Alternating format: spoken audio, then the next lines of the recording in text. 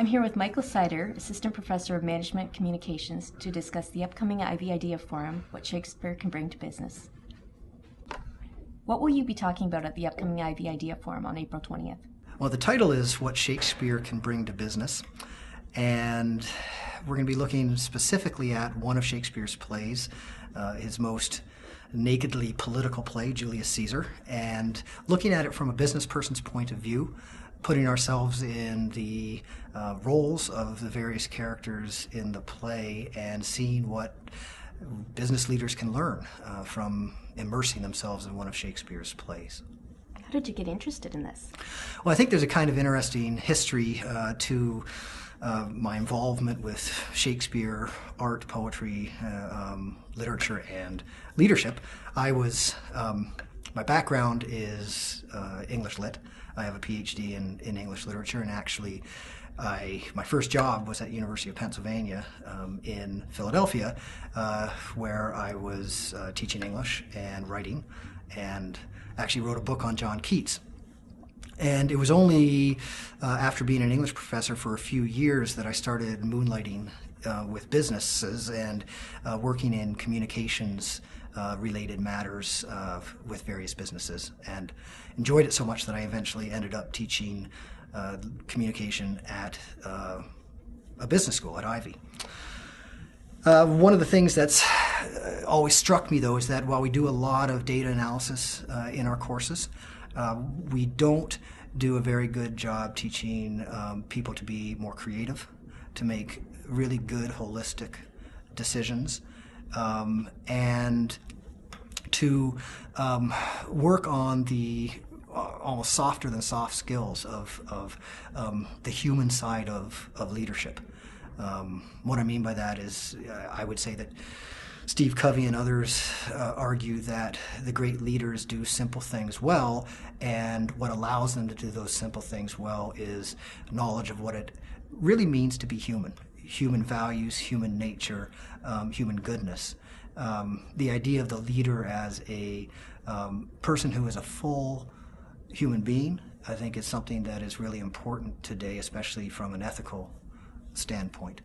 Anyway, it struck me that literature and what I would call the aesthetic experience in general, the experience of music, the experience of art, poetry, is a really fundamentally humanizing force. There are actually studies that show this, that the more people read, and in fact the more courses they take in literature, believe it or not, the more their empathy and understanding of others increases. So I thought it would be great to put together a course that teaches leadership and communication using the arts, and the goals were basically to help the students in the course explore their own humanity by immersing themselves in some of the human dilemmas that are focused on in literature, to explore their creativity and hopefully expand their creativity by interacting with highly creative works, and then to get better at decision making, particularly the kind of holistic and intuitive decision making that seems to go beyond data and analysis. How can the study of art, poetry, and literature prove useful to business leaders? I would say that a work of art takes the complexity of human life and tries to make something beautiful out of it. It takes chaos and gives form to it. The chaos is always there. It's present in the work of art, and I think that's what makes it so interesting. So when you probe into any work of art and you start to discuss Julius Caesar or a poem by Yeats, you confront the chaos of life and the dilemmas that the author or artist has tried to master, has tried to make form out of.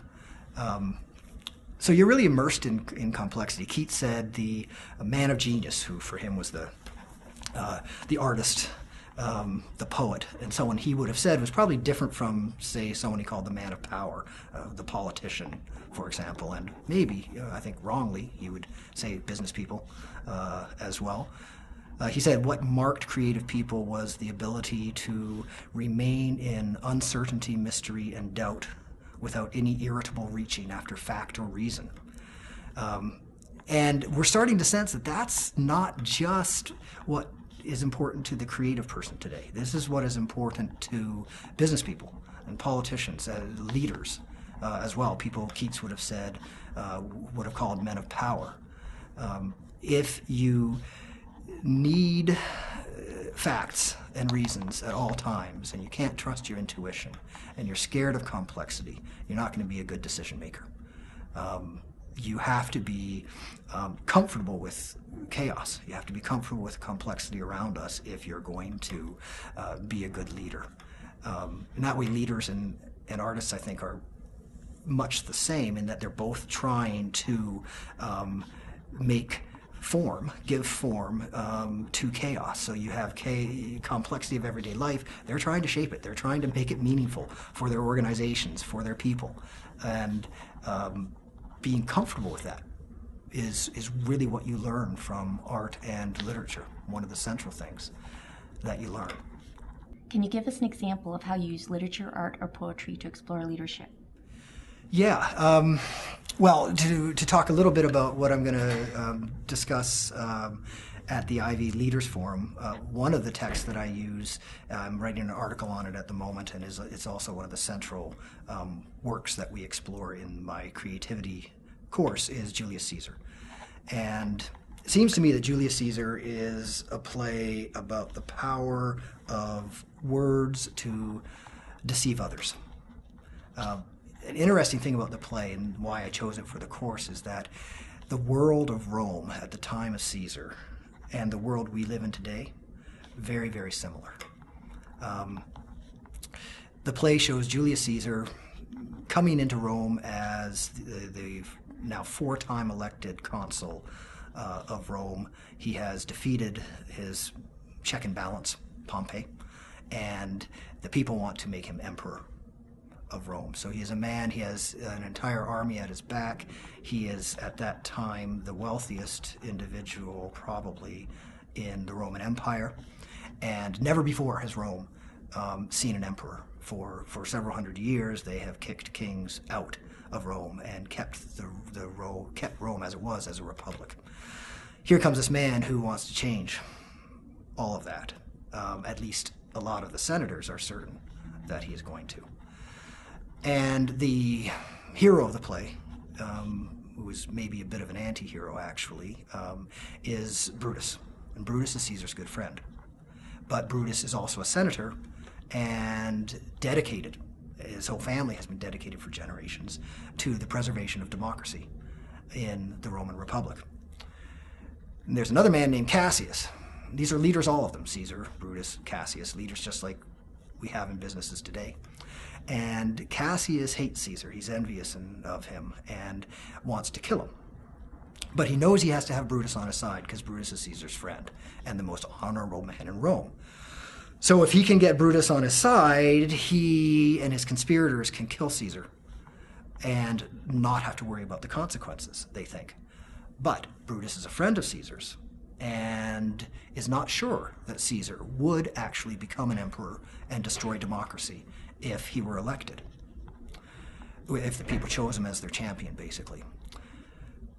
So Brutus has to decide, am I going to kill my good friend and preserve the democracy, or am I going to look the other way and allow him to be crowned and then see what happens? Big decision, and much like the decisions that leaders have to make every day today. The problem is, no leader makes a decision on his or her own. Just as in Rome, business leaders today are surrounded by counselors and advisors who use words to persuade them to do certain things. And so Brutus has Cassius talking to him in the beginning of the play, constantly trying to get him to see Caesar as the enemy of Rome. Brutus is not so sure that that is the case, but Cassius plies him with words and plies him with words, giving speech after speech. Finally, he gets enough into Brutus's head that Brutus says, okay, I'll think about it. Well, the time he chooses to think about it is the worst possible time. He's a bad sleeper, And he was notorious as being a bad sleeper. It's all over the Roman historians who talked about his life. He gets up in the middle of the night, in the middle of a thunderstorm, terrible thunderstorm, and makes the decision to kill Caesar. And what you notice as he's thinking in his courtyard about whether he should kill Caesar or not, he is debating all the words that others have used on him.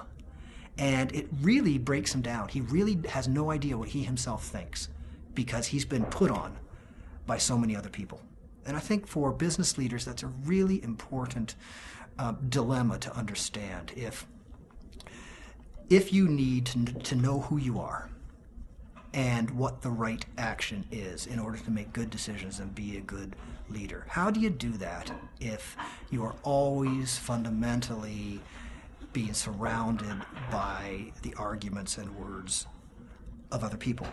And what Shakespeare seems to be telling us is that these speeches of other people can become, in fact, so persuasive that they can change our identity. They can change our sense of who we are, and it certainly happens to Brutus.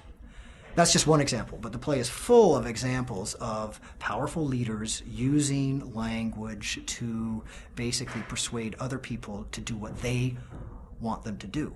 And the play is a very realpolitik kind of play in that Shakespeare seems to acknowledge that if there is any truth at the heart of all of these speeches, it's awfully hard to find.